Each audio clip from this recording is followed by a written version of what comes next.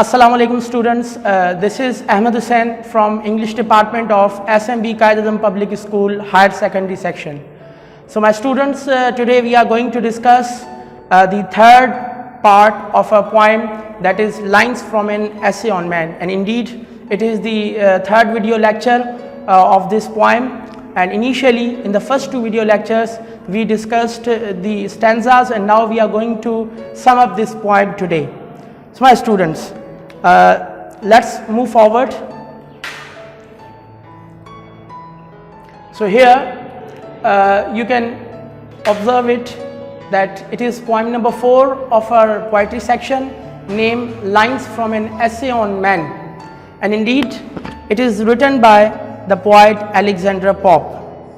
My students, this poem is literally entitled An Essay on Man and is composed by Alexander Pope, who has discussed it in his typical style, the nature, conduct and destiny of the man. However, he has summed up all these things and elaborated the actual philosophical and the soul-stirring wordings in his poem, and it was the subject. Thus he has given his philosophical reflection on the fate and fortune of the man, the nature and the importance of the hope, and the cause of the restlessness of human soul in this world. And indeed the cause of the restlessness of human soul is generally discussed in this last stanza, and now we'll discuss it in detail. So let's move forward. So my students, this is a stanza, in which the poet says, "Hope humbly then, with trembling pinion saw, wait the great teacher death, and God adore. What future bliss he gives not thee to know, but gives that hope to be thy blessing now."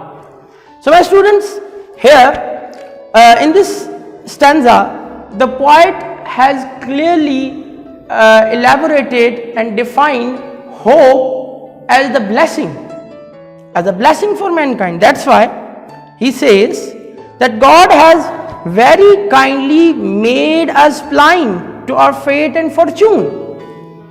We don't know what sorrows and sufferings and joys and happiness lie ahead in store for us. Therefore, it is only prudent and wise to live simply with humble hopes and modest desires. That's why the poet says, "Hope humbly then, with trembling pinion soar." Here he has also given us the example of a bird which soars, and he has also tried to let us take the lesson from the bird. That's why he says that we should try to rise, but slowly and gradually. We should learn from the bird which soars, but slowly balancing its wings at every step, as though the bird is afraid of falling down. Similarly, we human beings should always keep death before us. That's why the poet says, "Wait the great teacher death." Wait the great teacher death. So my students, death, no doubt about that death teaches us that this world is just like an inn where we have come for a brief sojourn, for a brief stay. A life is just like a bubble blown up in the air. Death reveals to us the secrets of the next world and the mystery of life hereafter. It also teaches us the lesson of parity and equality by treating all living beings alike. Furthermore, the poet says that we should also love and pray God for his blessings. This is the consequence that we should, because here the hope is a blessing for us. That's why we should also pray God for his blessing. Because God does not tell us what blessing He is going to grant us in the future. But God has blessed us with a hope which is really a precious gift for us. It is hope which keeps us happy and gives us comfort when we are in the grip of difficulties and hardships. Thus we can say that hope is our best companion. So my students, that's why what the future believes, He gives not need to know, but gives that hope to be thy blessing now. So this was all about the explanation of this stanza, and now let's move towards the last stanza of the poem. And in this stanza the poet says, hope springs eternal in the human breast. Man never is, but always to be blessed. The soul uneasy and confined from home, rest and expatiates in a life to come. The soul uneasy and confined from home, rest and expatiates in a life to come. So students, in these lines, the poet has presented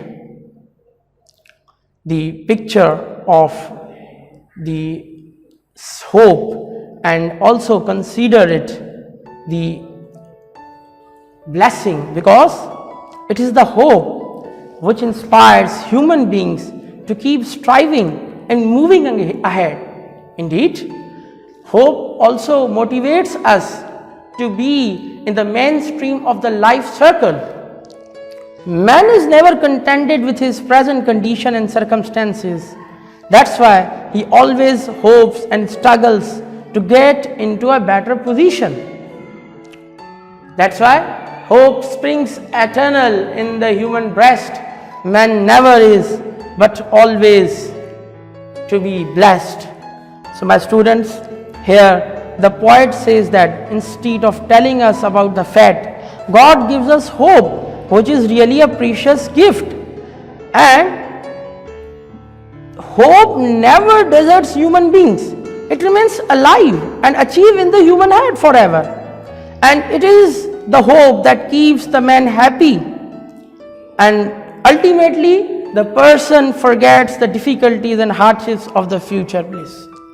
So my students, about the human soul, the poet remarks that it never enjoys a moment of a real joy and disturbed and far from its real and eternal home.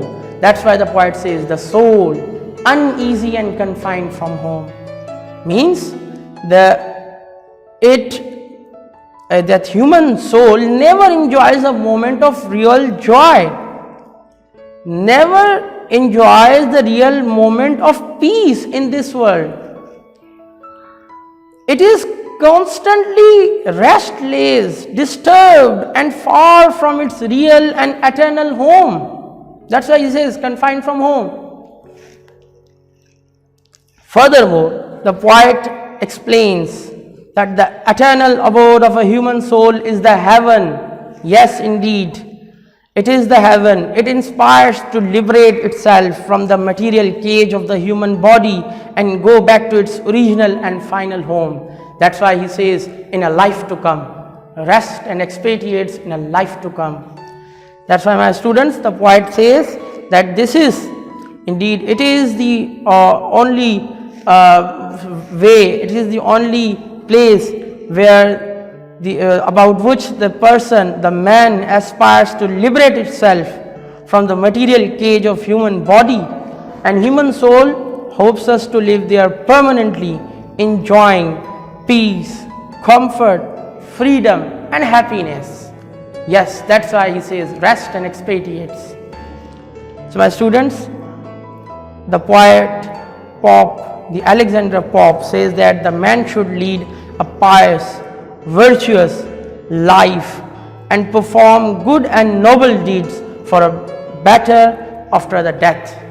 So my students, it was, if we are going to conclude this poem, that about the particularly this stanza, that about the human soul, the poet remarks that it never enjoys a moment of real joy and peace in this world. That's why he is constantly restless in this eternal world, and he always try to seek the permanent source of relaxation in the life to come, in the life hereafter.